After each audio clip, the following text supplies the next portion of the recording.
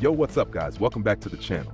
Today we are diving into the real deal, the no excuses, no shortcuts way to lose fat and actually get the body you want. Let's go. First thing you gotta lock into your brain. Fat loss is not about secret diets or magic workouts. It's about being in a calorie deficit. Period. You gotta be burning more energy than you're taking in. That's it. No keto, no fasting, no weird supplements will save you if you're overeating. Track your food, know your numbers, stay consistent. You don't have to starve yourself, just eat a little bit less, around 300 to 500 calories less than what you burn daily. It's not sexy, but it works every single time. Now, second thing, protein. Man, I cannot stress this enough. You need to crank up that protein intake. It keeps you full, it keeps you strong, and it helps you hang on to that hard-earned muscle because trust me, you don't just want to lose weight. You want to lose fat and look good underneath, right? Aim for around 1.6 to 2.2 grams of protein per kilogram of your body weight. Chicken, beef, fish, eggs, whey protein shakes, Greek yogurt, stack it up. Hit those numbers every single day. Now let's talk training. This is where a lot of people screw up. If you think running on a treadmill for hours is going to get you shredded, think again. You need to lift weights. You need to build and keep muscle while you lose fat.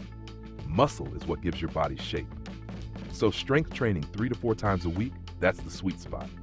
Hit your compound lifts, squats, deadlifts, bench presses, rows, overhead presses. Lift heavy, lift smart. Then sprinkle in some cardio, maybe 2 or 3 times a week.